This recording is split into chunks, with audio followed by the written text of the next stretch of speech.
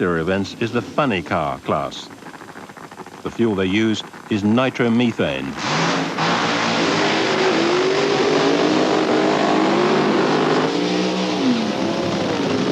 Funny cars have a shape based on an American stock model, but the similarity stops there. These cars are very exotic. Mine's an Oldsmobile, and you're talking about a chrome ollie chassis, a very expensive. You're talking about a $150,000 race car sitting there ready to run, and I've got 3 of them. We use the term exotic because of the involvement, the nitromethane. I mean, you're talking, $1,200, $1,300 a drum for a drum of nitro. Now, this car, you put 15 gallons in it in 5 seconds. It's gone. We're talking about a race car, understand, that's like the space shuttle. This thing leaves with 4 Gs from the starting line. Unbelievable. It'll set you back. If your visor ever opened, it'd roll your eyeballs. It'll take a week to get them back in your head.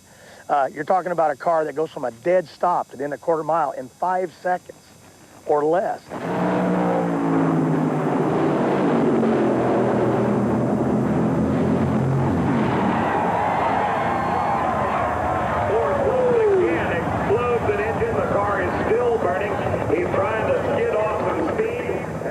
Like a bullfight. People go to see a show. They didn't come here to watch us sing, tell jokes. They come here to see us perform. And in the back of their minds, they know at these speeds somebody can get hurt. Nobody wants to see anybody hurt, but it's part of the deal, and that's what makes it exciting.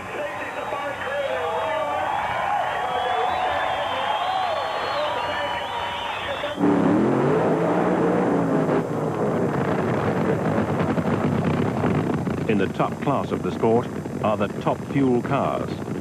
They're named after the potent cocktails which their engines burn. They're built for speed with no concessions to style. These are the cars most drag racers want to drive. When I was about 11 years old, I went to this race, the U.S. Nationals in Indianapolis, Indiana, and I saw a race, and I said that's what I wanted to do with my life. Someday I wanted to drive a top fuel dragster. So when I was 16, I started racing stock type cars, regular slow cars, and just progressed over the years, and every couple of years I would go faster and faster into a different class, and I worked up through gas cars and alcohol supercharged dragsters and alcohol funny cars. And about 10 years ago I started running top fuel dragsters.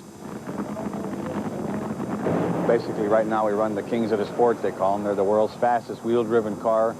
They can accelerate a 1,900-pound car from 0 to 290 miles per hour in less than 5 seconds from a dead start. Well, I think that it takes a special person to go from 0 to 280 miles an hour in 5 seconds. I don't think that's easy to do. We pull 4.5 to 5 Gs on a run, which is, 4.5 to 5 times the force of gravity against your body. The space shuttle only does like 2.5, 3.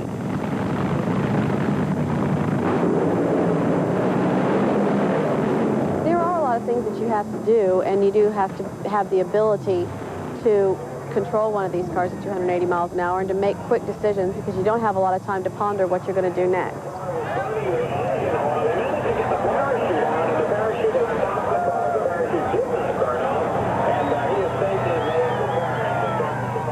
Racing is a mental sport, not a physical sport. Even though it's considered a sport, we're not physical athletes, we're mental athletes. And you have to be able to control yourself mentally and to be able to slow everything down so that you're not overwhelmed by what's happening to you. You're able to make good judgments and good calls in a very short amount of time. That's what makes a good race car driver, someone who reacts quickly and reacts the right way.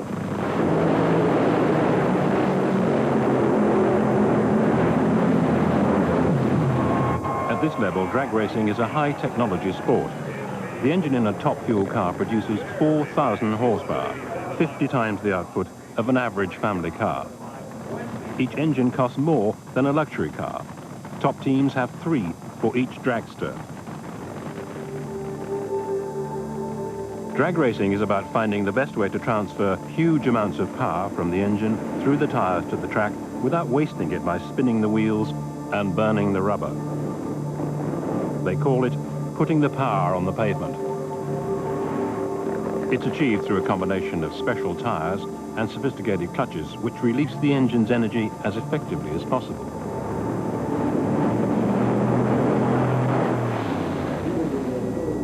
Even though a race lasts only 5 seconds, the strain on every part of the car is enormous. Change ignition system now. Okay. After each run, a team of race mechanics strip down the engine. Every part is minutely examined and replaced if necessary. Then the engine is reassembled and the car is ready to race again, all in 90 minutes.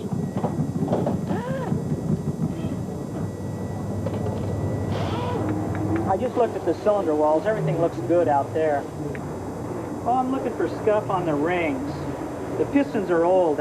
All the marks that you see on them got there over time, you know. To get every last ounce of power out of the engine, performance is monitored by an onboard computer. Data is compared with previous runs and fed into the system. The computer takes all the guesswork out for us here. We know what the temperatures are supposed to be, what the pressures are supposed to be, basing those off of the runs that we set the national records with. We only know how to go as quick as those runs. We'll continuously try different setups or different engine combinations to improve, but 9 times out of 10, they're no better. They may be just the same, but it only takes that one time to make it go a little quicker, and all of a sudden, all of your data is updated to the setup that makes you go quicker and faster. With such dependence on the computer, some people have begun to question the importance of the driver. You know, you can't win the Kentucky Derby on Joe's mule.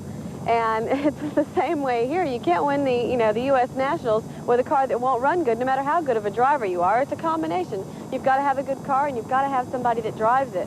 And there's been a lot of skepticism about whether or not we're very important anymore, but I've lost several races because my competitor did a better job of driving their car than I did. So the drivers are certainly important.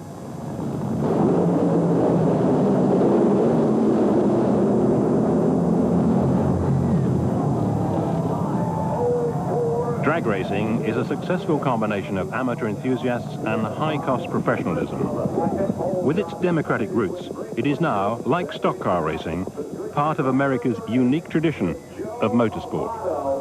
With a $1,000 scholarship going to the team of